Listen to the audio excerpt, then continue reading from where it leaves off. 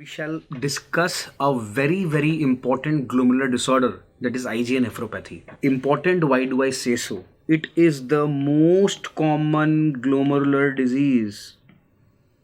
It is the most common primary glomerular disease or glomerulonephritis in India and in the world. So you go anywhere, irrespective of the caste, creed, sex, religion, you shall find the most common primary glomerulonephritis to be IgA nephropathy. That is why IgA nephropathy is very important, and a lot of questions are asked from here. So I will discuss it in absolute details. Now, IgA nephropathy, as I told you, is more common in males than females. The vulnerable age group is 10 to 30 years, and it is said that almost 40% of all biopsies done, of all renal biopsies for glomerular disorders, will reveal IgA nephropathy. So it is so common. It is so common. It also goes by the name Berger's disease because it was first discovered by the scientist Jean Berger in the year 1968. That is why it goes by the name of the scientist, and it is known as Berger's disease. Now, very important, this disease is aggressive in Asians. So, we often find that the disease, the rapidity of progression of IgA nephropathy is quite aggressive, quite fast, quite bad in Asians, that is us. But this disease is rare in African Americans. So we see that ethnicity has a part to play in IgA nephropathy progression. True or false?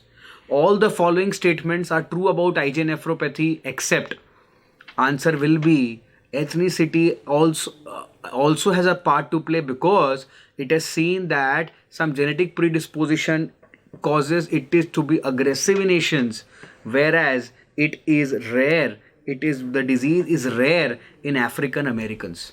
Now, why is that occurrence? Because there are many speculations, though it is said that it is the polymorphism, the mutation in the DACE gene allele that causes increased susceptibility in Asians. So it is said the D allele of the ACE gene.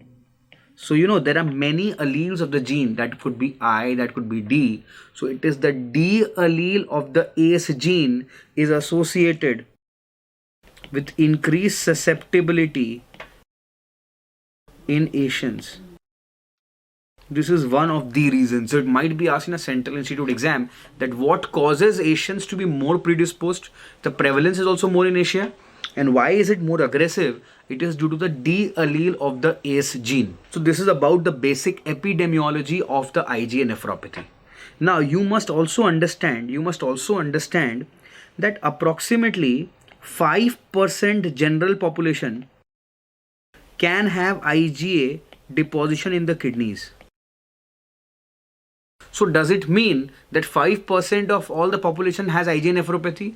No. So what we understand that IgA deposition in the kidney is not equal to IgA nephropathy. So just mere IgA deposition in the kidney is not equal to IgA nephropathy. There must be clinical signs and symptoms. Is it clear? So up to 5% normal population can have IgA deposits in the kidney, but only the mere deposits will not be equivalent to IgA nephropathy, and also there are other differentials of IgA deposition in the kidney also. Now, how do we classify IgA nephropathy? IgA nephropathy is basically classified into primary IgA nephropathy, which is the most common, which has no cause. Secondary IgA nephropathy, it is basically associated with certain systemic disorders, and familial IgA nephropathy. So primary IgA nephropathy is the most common type of IgA nephropathy which has no cause whatsoever. There are some speculations that it could be due to an environmental risk factor when a person is genetically predisposed due to an infection or maybe an autoimmune phenomena.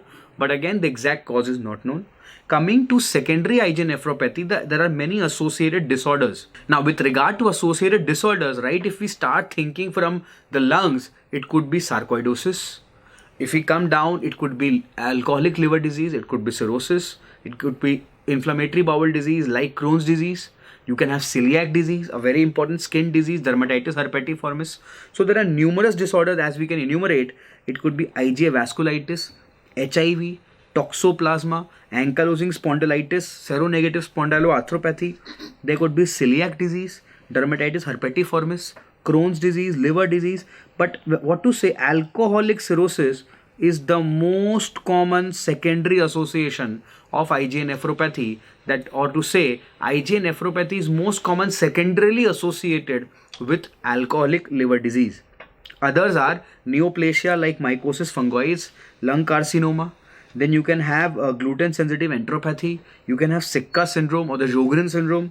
We can have Berger's disease, and we can have pulmonary hemosiderosis and mastitis. Now the last but not the least, that is familial IgA nephropathy. So that is to say, usually IgA nephropathy has no Mendelian inheritance. That is to say, it does not follow one pattern of inheritance, and a single genetic mutation could lead to IgA nephropathy, nothing as such. For example, we know that the mutation in a specific chain of collagen 4 can lead to Alport syndrome, say alpha 5 chain of collagen 4. But that is not the case of IgA nephropathy. There is not a single genetic mutation. It's a polygenic inheritance. But in approximately 5 to 15% patients of IgA nephropathy, when asked and inquired, investigated in details, we can see they can have positive disease in the family.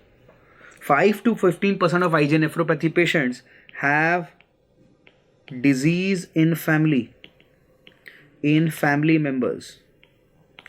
And if I screen all family members, approximately 25% asymptomatic first degree relatives may have hematuria. 25% asymptomatic first degree relative may have hematuria, which of course you cannot neglect, because that is the most common presentation of IgA nephropathy. So there has to be certain inheritance pattern that are speculations also. So it is said that it is actually an autosomal dominant inheritance with incomplete penetrance. So because IgA nephropathy is such an important disease, so very important few points are about familial IgA nephropathy, that is 5 to 15% patients do have 5 to 15% patients of IgA nephropathy can have a kidney disease in the family, and screening will lead to 25% asymptomatic first degree relatives to be having hematuria, and the inheritance is said to be autosomal dominant with incomplete penetrance. So this is the classification of IgA nephropathy. So basically, coming to the pathogenesis of IgA nephropathy, very, very important to understand. So basically, IgA is of two types, that is IgA1 and IgA2, of which IgA1 is the most important variety. Now, IgA1 is again of two types. One, which is the circulating IgA, that is mainly in the blood, which is produced from systemic sites, and one is the mucosal IgA. So circulating IgA is basically produced from the bone marrow, the tonsils, whereas the mucosal IgA is basically produced from the mucosa associated lymphoid tissue. Now the structure of the circulating IgA is a monomeric. It is a monomeric structure. Whereas the mucosal IgA is usually a polymeric IgA. So that is to say, we abbreviate it as,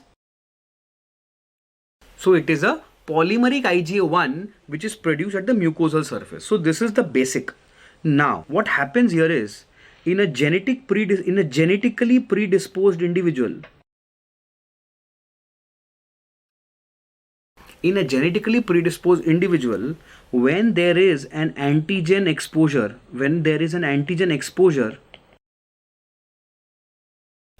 in the mucosa, of course, what happens is there is a mistrafficking of mucosal plasma cells to the systemic sites. So what basically happens is the plasma cells which are used to producing the IgA at the mucosa now get migrated to the systemic sites. And what are the systemic sites? The bone marrow or the tonsils.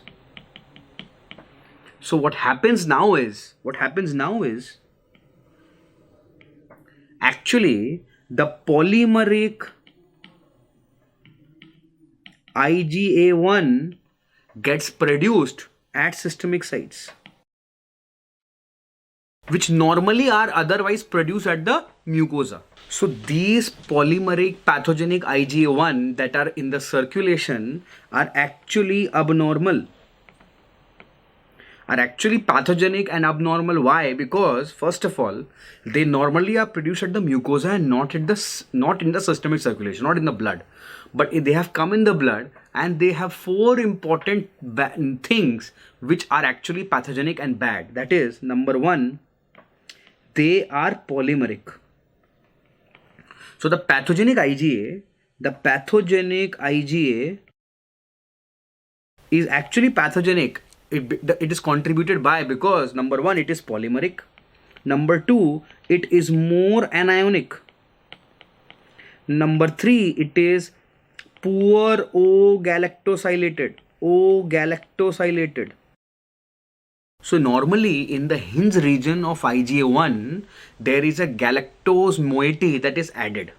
Because these are poorly O-galactosylated, so that is to say they have a poor O-galactose moiety at the hinge region, they are also pathogenic. And there is poor sialylation.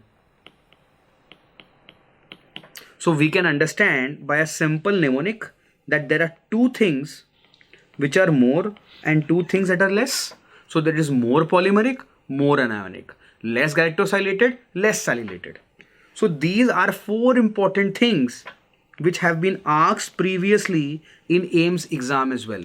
So that is to say, in IgA nephropathy, what is the pathogenic IgA due to? It is due to more polymeric, more anionic, less galactose, less sialylations. Now this polymeric IgA1, which is produced at the systemic sites due to mistrafficking of the mucosal plasma cells to the bone, to the systemic sites. Now what happens is, this polymeric IgA1 is roaming in the circulation. Because it is a foreign product, what will the body do? The body will mount an immune response, and it will generate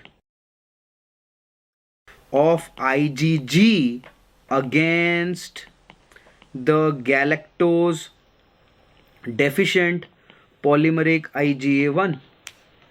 So it has mounted IgG against galactose deficient polymeric IgA1, and now what happens is it forms immune complex of IgG and galactose deficient polymeric IgA1. Now these immune complexes are formed, and now they deposit in the mesangium. Because they deposit in the mesangium, they cause local complement activation. And by activating the complement locally, they cause cell damage. And by causing cell damage, ultimately they can lead to glomerulosclerosis and tubular interstitial fibrosis eventually, and that can progress to CKD also. So just to recapitulate it in a brief form, we know that IgA is basically of two types, IgA1, IgA2. Main is IgA1. IgA1 is again monomeric or polymeric. The monomeric is in the blood, polymeric is in the mucosa. So polymeric, had it been in the mucosa, there would have been no problem. But what happened was, due to an antigen exposure in the mucosa, that polymeric IgA1 producing plasma B cell, it got mistrafficked to the systemic site. It went to the systemic site, produced loads of polymeric IgA now in the blood, which was not in the blood before. And these polymeric IgA1 are actually abnormal or pathogenic due to four reasons. number 1 anionic, number 1 2 polymeric, number 3 galactose deficient, and number 4 altered cellulation. And these generate an IgG against it. They form immune complexes, get deposited in the mesangium, cause local complement activation, and cause renal injury, and hence the manifestations. So this is about the pathogenesis of IgA nephropathy. Now, how will IgA nephropathy present? IgA nephropathy present. There was a MCQ asked in the previous JIPMER super specialty entrance exam that most common presentation of IgA nephropathy is number 1 CKD, number 2 microscopic hematuria, number 3 nephritic syndrome, number 4 macroscopic hematuria. And the answer is it causes recurrent macroscopic hematuria in 40 to 50% patients. Number 2, it causes microscopic hematuria in 30 to 40% patients. It can cause a rapidly progressive glomerulonephritis in less than 10% patients. It can cause nephrotic syndrome. So IgA nephropathy can also present as nephrotic syndrome rarely, that too in less than 10% patients. And very rarely it can present as malignant hypertension, which it does in less than 5% patients. Why have I referred to as with the percentages also? Because there was a question asked in the Central Institute and they had given arrange the following presentations of IgA nephropathy in increasing order of occurrence. So you also have to know the important sequence, and the most common presentation is macroscopic hematuria. Now we need to understand that in IgA nephropathy, it is usually an upper respiratory tract infection, and after that upper respiratory tract infection, just 1 to 2 days after, the patient presents with hematuria. Because it occurs almost simultaneously with the upper respiratory tract infection, this is known as synpharyngitic hematuria. This is as opposed to delayed hematuria in post-streptococcal glomerulonephritis, where the upper respiratory tract infection and hematuria usually has a gap of 1 to 3 weeks.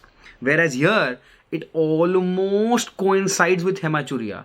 So today sore throat, tomorrow hematuria, that is IgA nephropathy.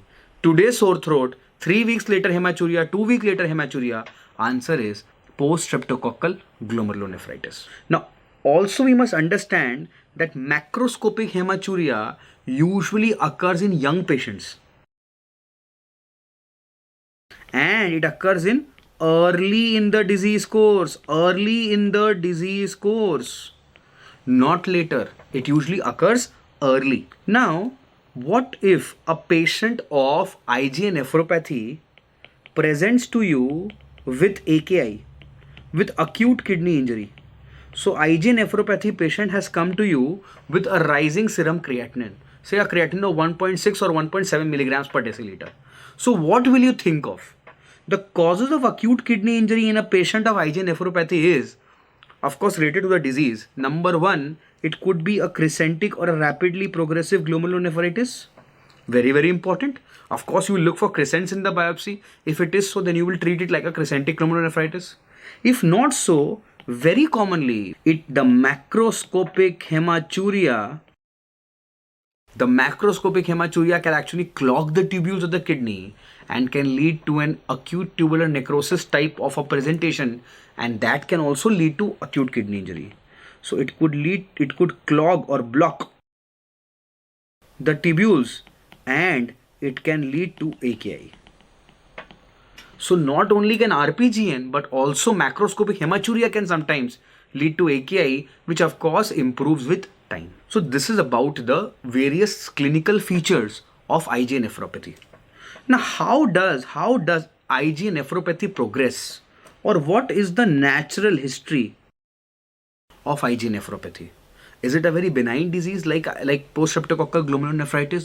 Does it remit spontaneously? Does it progress to CKD? That is very, very important to know. So we must know by 10 years, 15% patients of IgA nephropathy progress to ESRD.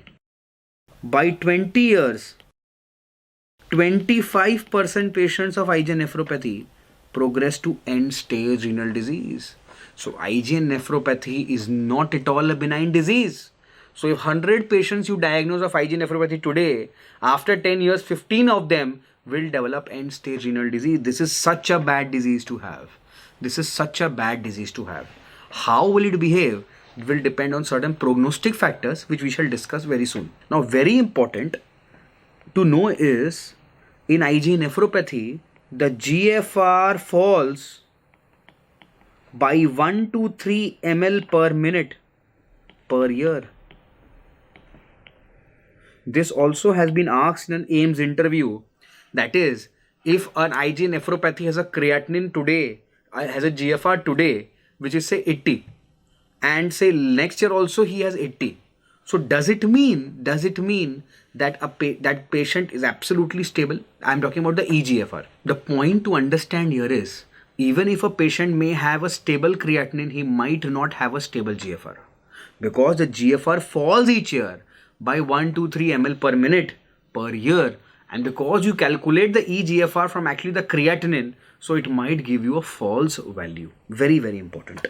This is the natural history of IgA nephropathy patients. As I told you, how an IgA nephropathy will behave depends on certain prognostic factors. Now, what are they? What are the good prognostic factors of IgA nephropathy? The good prognostic factor is only one, that is number one, young age. So, younger the age of the patient, better the prognosis. And of course, some people even say that macroscopic hematuria is a good prognostic factor. Now, why is that so? First of all, macroscopic hematuria will be diagnosed early because that patient will go to the doctor early, and it occurs in young patients only. So, both the ways we can say that macroscopic hematuria and young patients, they have a better prognosis in IgA nephropathy. Now, what are the poor prognostic factors in IgA nephropathy? Poor prognostic factors are if there is at onset hypertension. So if you get at the onset a high BP in IgA nephropathy, that is a bad prognostic factor. If you get renal impairment, if at the onset the creatinine is more than 1.5 milligrams per deciliter, it's a bad prognostic factor.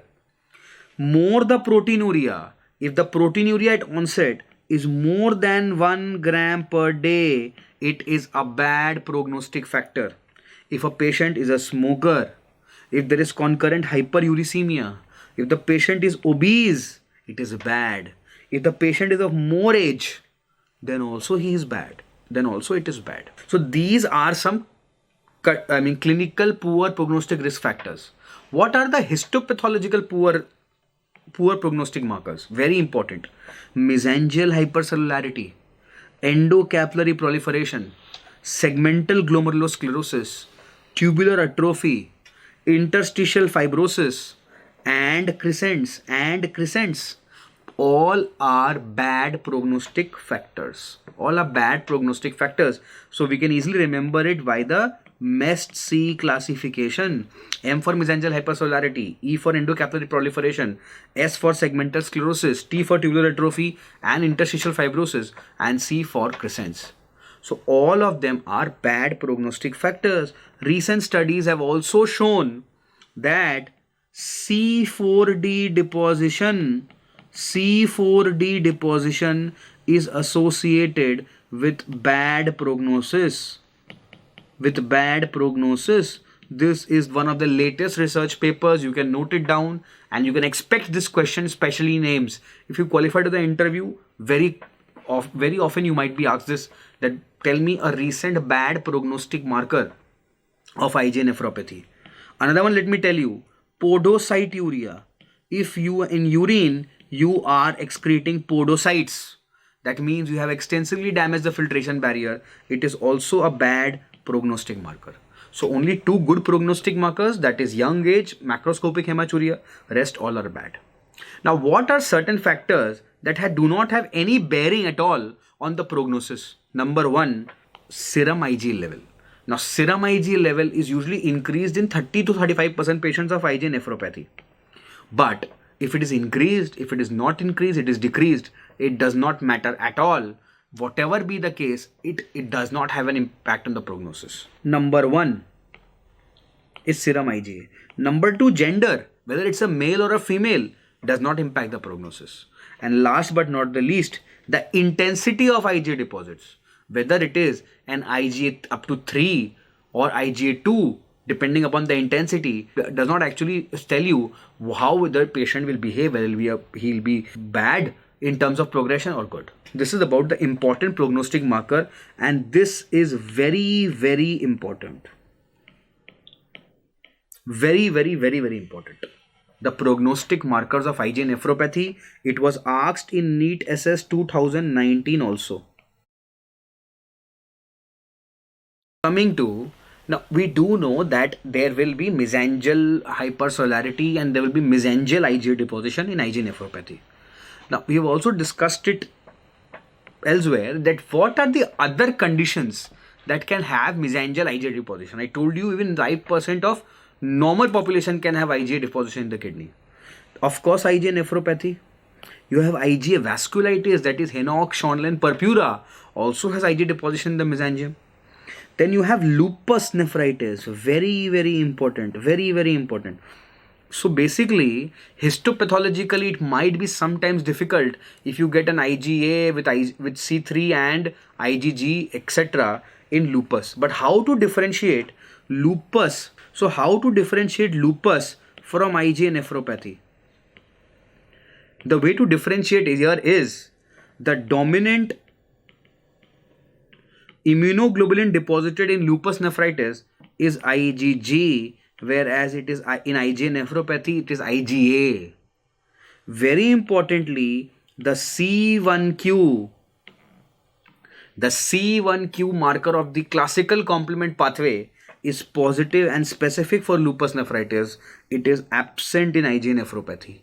So these are two of the very, very, very many ways where we can differentiate lupus versus IgA nephropathy. Also, alcoholic liver disease, IgA monoclonal gammopathy, schistosomal nephropathy, and IgA dominant staph aureus associated glomerulonephritis. Now, staph aureus infection can cause an infection related glomerulonephritis, which is IgA dominant. Where does it take place? It is usually in elderly diabetics. So it usually happens in elderly diabetics. The prognosis is poor. Very important, it is a C3 dominant staining on immunofluorescence compared to IgA. So in IgA nephropathy, you get more of IgA. In staph aureus associated GN, you get more of C3. In light microscopy, you get a lot of neutrophilic infiltration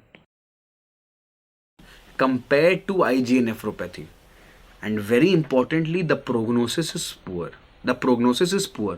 So IgA dominant, IgA staph aureus associated GN is differential of IgA nephropathy. How will you differentiate?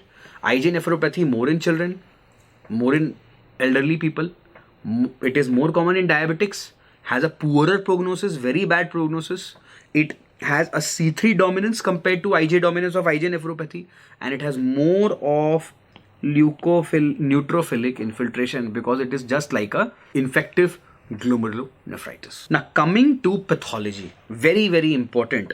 Very, very important. You must understand that that IgA nephropathy has to be diagnosed on histopathology. You just cannot diagnose it clinically. That too, very, very important, you have to diagnose it on immunofluorescence. So if I ask you that out of the three, which is very, very important to diagnose IgA nephropathy, it is actually immunofluorescence. You won't imagine, in fact, say 30 years back from now, there were the incidence of IgA nephropathy was not so much. But actually the corollary was they were not getting diagnosed because immunofluorescence was not that developed, it was not available everywhere.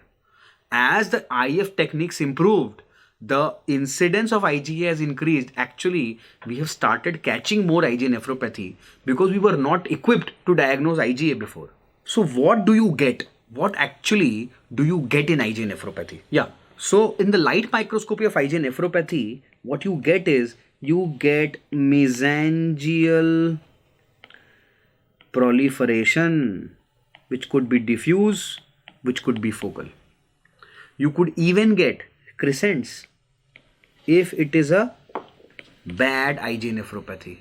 You could get glomerulosclerosis also, which again points to chronicity. So here, as we can see, the pinkish material that is between the capillary loops that is increased here in this sparse stained light microscopic finding, this pinkish material is actually the mesangial proliferation. It is actually the mesangial hypercellularity. Crescents of course are not seen here, and also there is no glomerulosclerosis. So we could say that this is not yet become a chronic disease. Coming to immunofluorescence.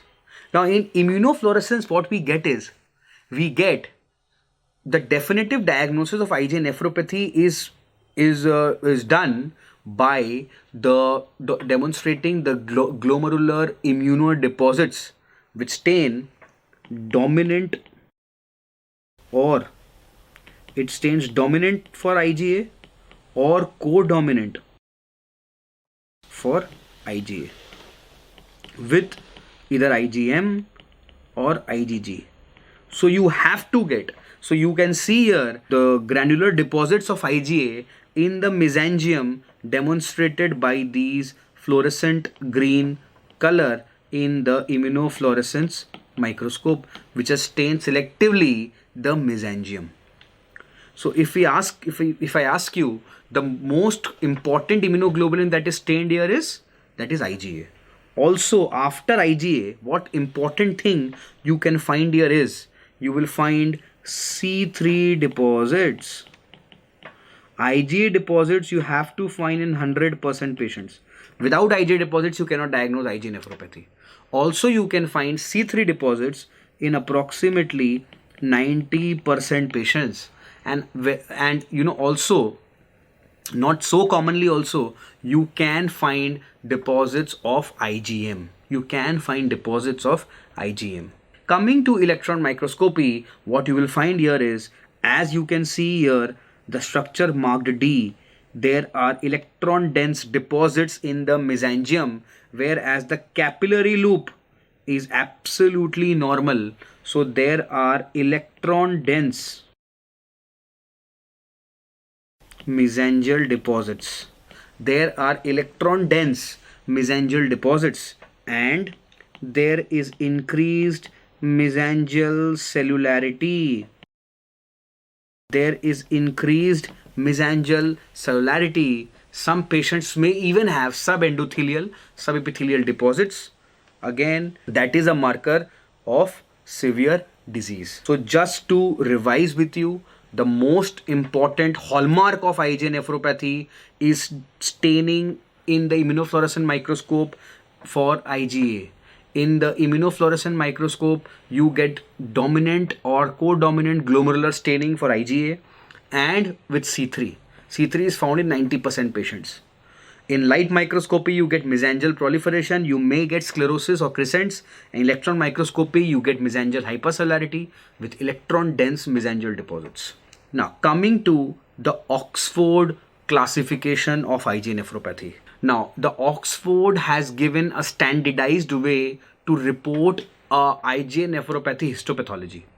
Now, it goes by the mnemonic MEST-C. So, we classify the IgA nephropathy biopsy findings into a score, which is the MEST-C score.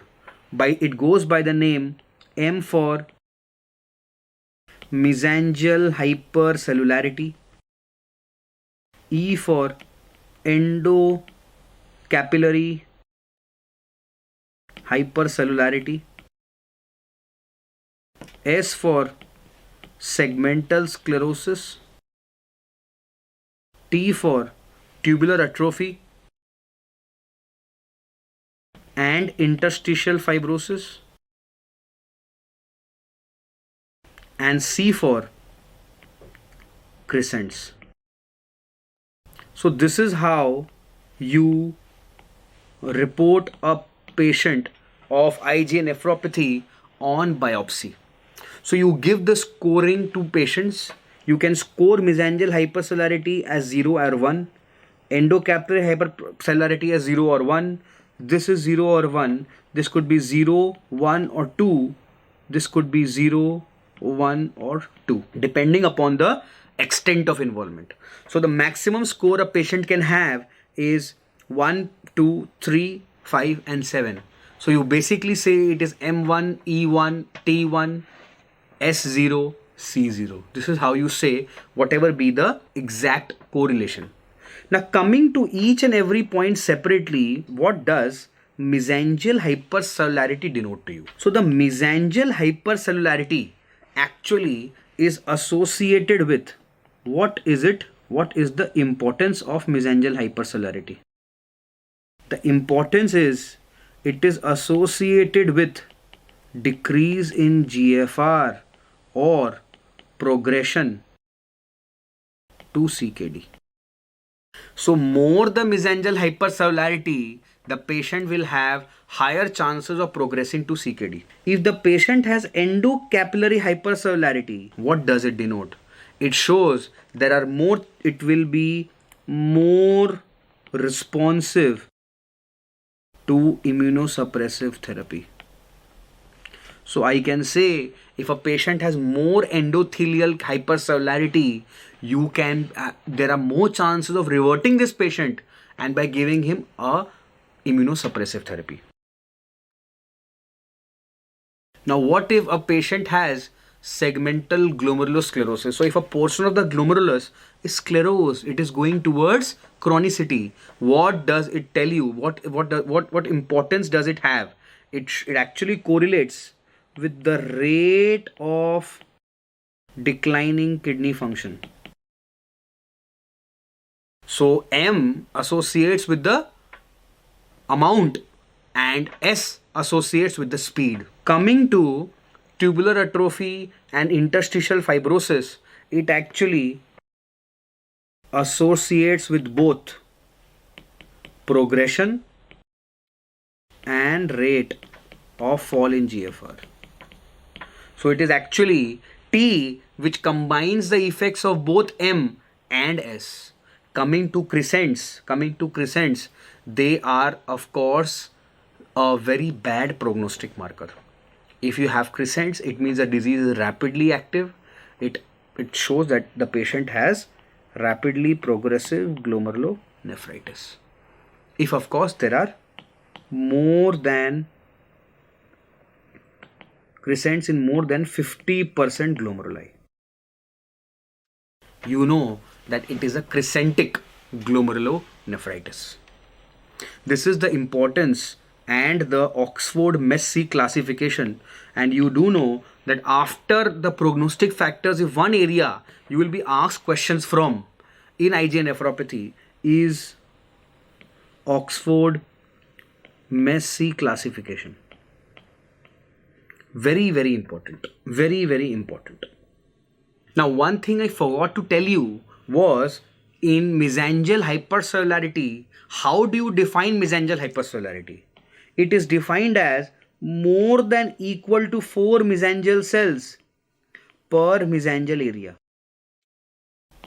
So if you find per unit mesangial area more than 3 cells, that is more than equal to 4 mesangial cells, that is known as mesangial hypercellularity, and this is a very, very important MCQ. Coming to lab findings, Coming to lab findings, whether or not they are important or whatnot.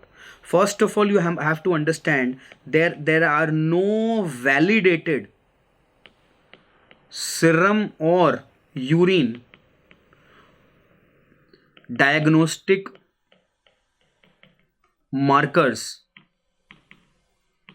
of IgA nephropathy, and I hope that we develop them soon, because till now there is nothing in the blood or in the urine that can tell us surely that this is a patient of IgA nephropathy. What are other lab findings that we might get? We get, if we check for serum IgA, it is elevated in approximately 30% patients. So in approximately 1/3 patients. But again, have a no bearing on the prognosis. Coming to serum complement, serum C3, C4, they are absolutely normal. Serum complements are absolutely normal. Coming to increase in galactose deficient IgA by C3 ratio and increase in plasma levels of galactose deficient IgA1. So if you have increase in galactose deficient IgA1 or increase in galactose deficient IgA1 by C3 ratio, they have been very recently shown to be associated with increased risk of progression. And this was published very recently in the C. Jason article. In a C. Jason article, which is one of the most reputed international journals of nephrology. So, if you are asked that tell me a recent biomarker that does not diagnose actually but can prognosticate IgA nephropathy, that is increase in galactose deficient serum IgA in the plasma or increase in galactose deficient serum IgA by C3 ratio, which can help us to tell how will the IgA progress. These two are associated with increased risk of progression. Very, very important, very recent stuff which I am telling you right now. Coming to scores. Now, there have been numerous scores that are developed. That is, one is an absolute renal risk score. Then you have a Toronto score. And the most recent is IgA Nephropathy International Prediction Tool. Now, the details of each score are not important, but we can be asked that all of the following are prognostic scoring systems for IgA nephropathy except. So one, we have the absolute renal risk score, then you have the Toronto score, and the most recent and recommended by the KDIGO is the international. It is recommended by the KDIGO, that is International IgA Nephropathy Prediction Tool. Now, what is IgN International Prediction Tool? We need to know because it is a recent tool and you can expect MCQ from this topic. So, what is IgA Nephropathy International Prediction Tool?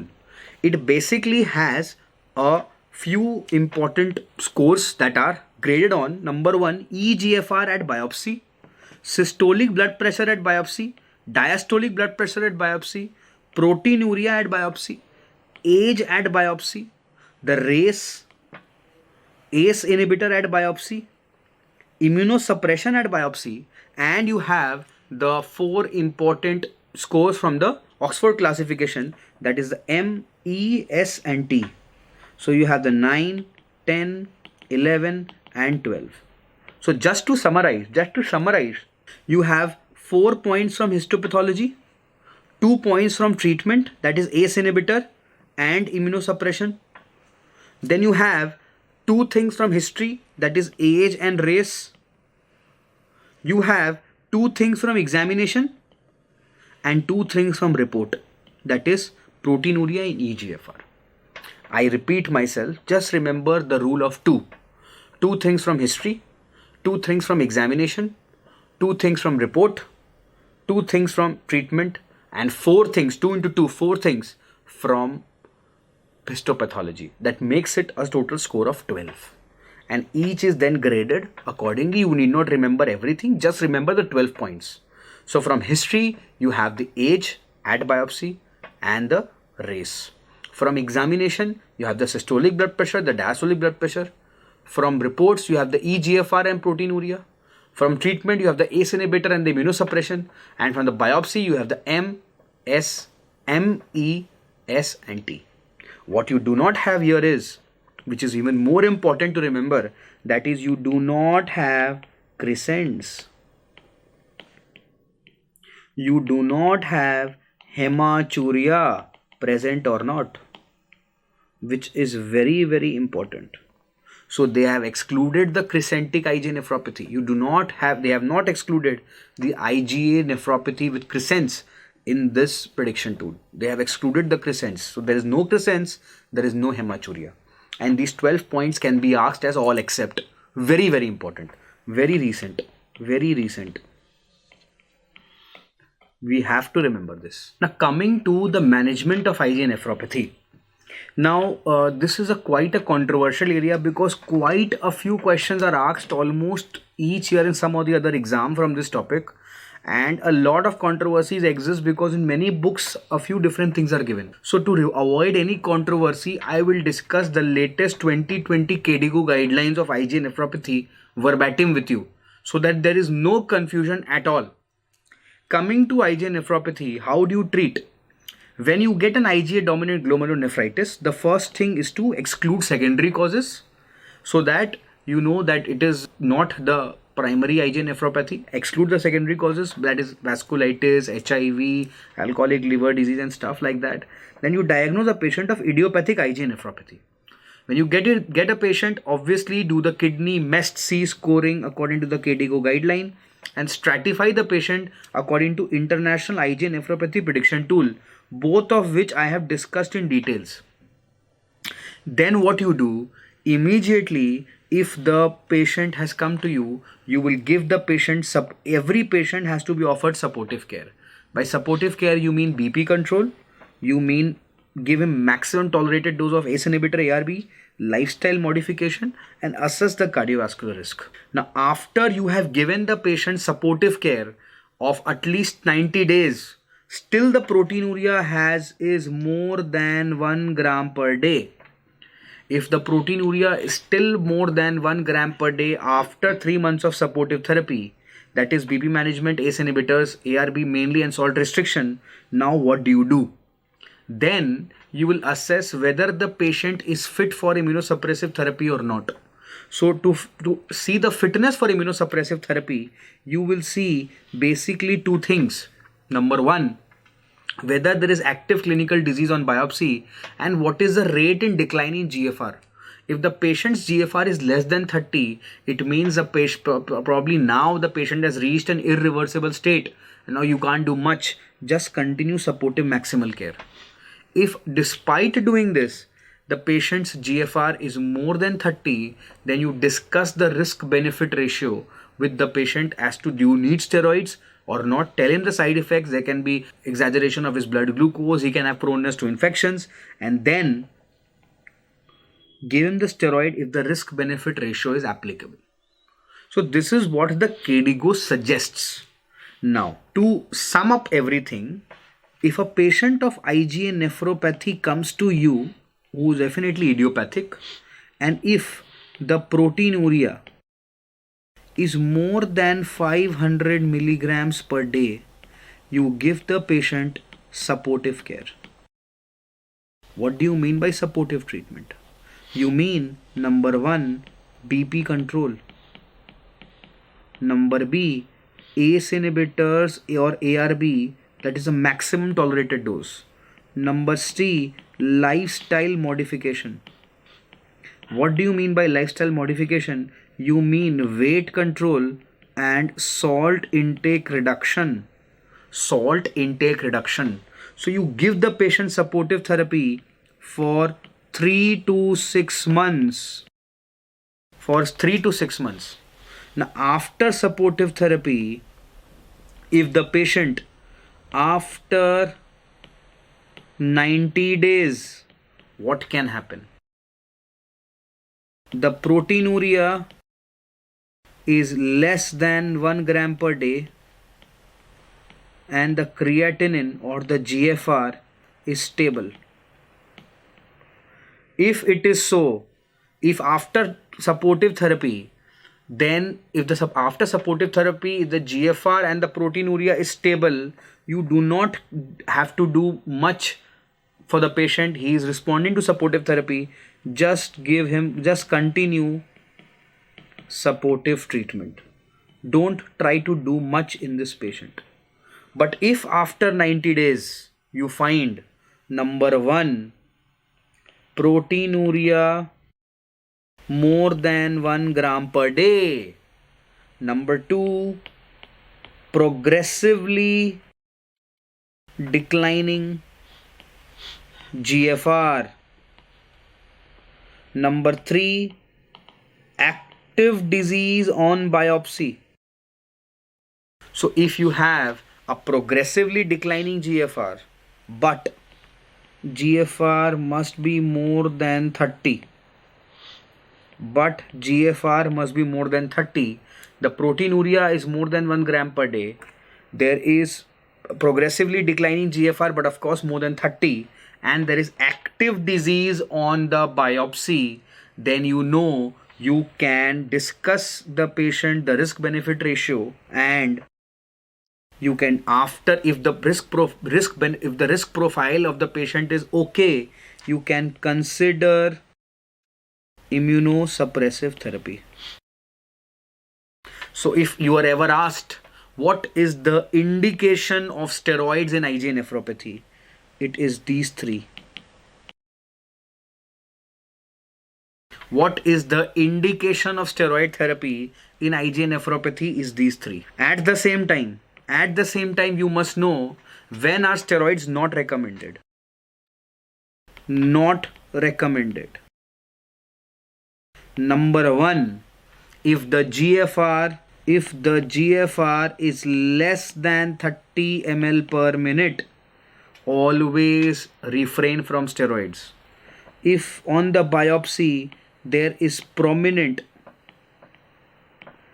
glomerulosclerosis or interstitial fibrosis and tubular atrophy, so if there is S or T on the biopsy which is too much, you know that the patient has almost achieved a chronicity stage, and refrain from giving the steroids or immunosuppressive therapy. So I just repeat, what are the indications of steroid therapy or immunosuppressive therapy? That is proteinuria more than 1 gram per day, progressively declining GFR but GFR is more than 30, active disease on biopsy. Then you consider immunosuppressive therapy, otherwise not. As I told you, you must take into account the risk factors. That is, if the patient is morbidly obese, advanced age, GFR less than 50, say less than 50, again it has to be taken into account. Less than 30 we do not give, more than 50 we can give, 30 to 50 we have to individualize. That is what KDIGO says. Also KDIGO mentions 2 specific treatment for 2 specific ethnicities.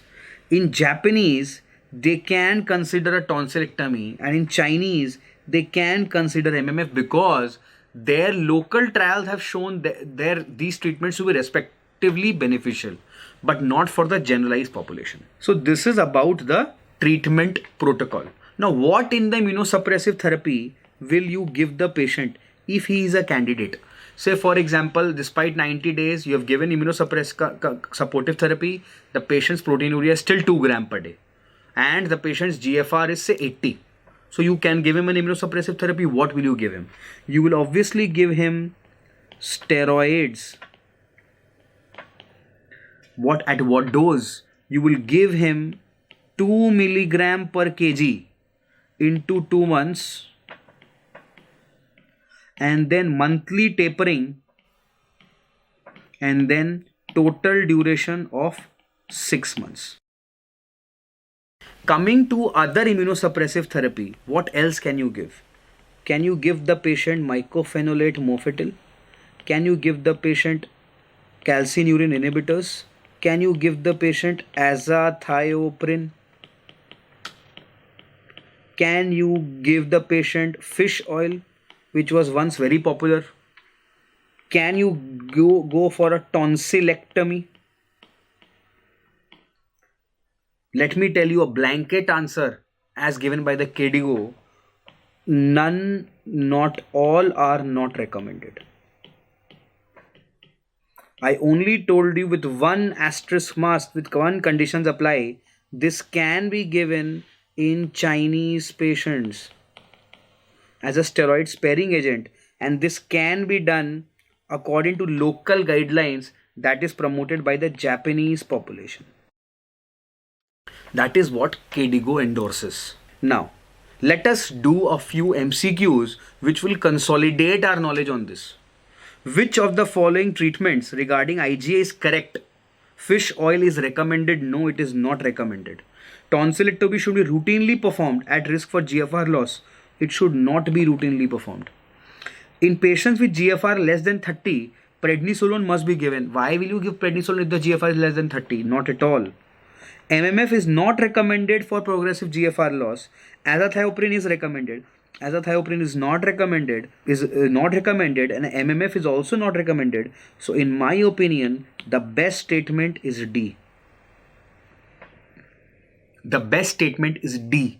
This is again a table taken directly from the KDIGO 2020 guidelines in glomerulonephritis. Now, as we see, antiplatelets not recommended, anticoagulants not recommended, azathioprine not recommended, cyclophosphamide not, CNI not, rituximab not, fish oil not. Again now KDIGO writes one more thing: patients who wish to take fish oil can be advised the dose and formulation in the published trials that reported efficacy. So fish oil has a lot of contradictory evidence. In today's era of evidence-based medicine, you cannot prescribe it. There is no hard evidence with it, but patients who want to take can take. This is what KDIGO says. If you want to take, you can take. So again, this is a question mark. With MMF, I told you it can be used in Chinese patients because in a single RCT it showed that MMF as a steroid sparing agent did prove benefit. Clear? So in Chinese patients, again, you can if you want to. And Japanese can do tonsillectomy as per the local guidelines. But we do not do tonsillectomy routinely for IgA nephropathy patients. And I hope you've got what is the logic behind tonsillectomy, because if you remember the pathogenesis, the mistrafficked plasma cells came to the bone marrow and the tonsils, and they were leading to increase in polymeric IgA1, which are galactose deficient and more anionic. I hope you remember that. And that is why IgA nephropathy was happening. Nowadays, you may be even asked of the important trials of IgA nephropathy that have been conducted. So of the three hallmark trials that have been conducted were Stop IgA trial, then you had the testing 1, testing 2. Now, in Stop IgA trial, in a nutshell, I can tell you, basically they compared supportive therapy to immunosuppressive therapy. And what they found was that in short term, there was reduction of proteinuria in the immunosuppressive therapy group. But in long term, the renal outcome had no significant difference. So basically, Stop IgA did not recommend steroids. Testing 1 was aborted in between due to exemplary side effects caused by steroids. So again, it did not promote steroids. Testing 2 is still in progress. So now again you have come to know that there are no hard evidences with respect to steroids. Now another very important trial which was conducted with a very novel approach was Nefigan trial. And Nefigan trial, what it did was it basically catered to the pathophysiology of IgA nephropathy, and with a targeted release formulation of budesonide. So half patients were given budesonide and half were not. Budesonide was a target release formulation which acted directly at the Peyer's patches and in the distal ileum. So it decreased the mucosal IgA, and it was a phase 2b trial, and it did show some benefit in reducing proteinuria. So budesonide is again a novel drug which you can be asked as to a newer drug in the treatment of IgA nephropathy is budesonide, and it was tried in the Nefigan trial. So budesonide is a very important multiple choice question also. So we do know that steroids can be given, of course with a lot of side effects, though none of the trials have proven a lot of efficacy, only in reducing proteinuria, but not so much in stabilizing the GFR. So let us come to the next question. The Oxford Mess classification of histopathological changes includes pathological features predictive of outcome, which predicts response to steroids. I told you mesangial hypercellularity predicts progression to CKD or ESRD. Segmental glomerulosclerosis predicts the rate of decline of GFR. Tubulointerstitial damage predicts both, whereas endocapillary hypercellularity is the only thing that predicts whether this will respond to IST or it will not. Very, very important MCQ. What is true about IgA nephropathy? IgA is more common in Europe. Not at all. It is more common in Asia. That is why most of the studies are done in China, Japan, India. That is why, because it is more common and more aggressive in Asia. Measurement of abnormally glycosylated is not a diagnostic test. This is absolutely true. You cannot diagnose IgA nephropathy with any test whatsoever. AKI in IgA is always caused by crescentic IgA nephropathy. I told you it can be due to macroscopic hematuria also. This is again wrong. The risk for recurrence is reduced when MMF is a part of the immunosuppression. Not at all. No risk of recurrence is reduced even if MMF is a part of the immunosuppressive regimen. So the answer to this question is B, because it is not a diagnostic marker even if you measure the galactose deficient IgA. Now, because recurrence has come here, let me discuss a few points also. That if you transplant a IgA nephropathy, so what about post-transplant IgA nephropathy recurrence? What about that? Now, usually it does not happen. Usually after the first 3 years. So it does not happen in the first 3 years.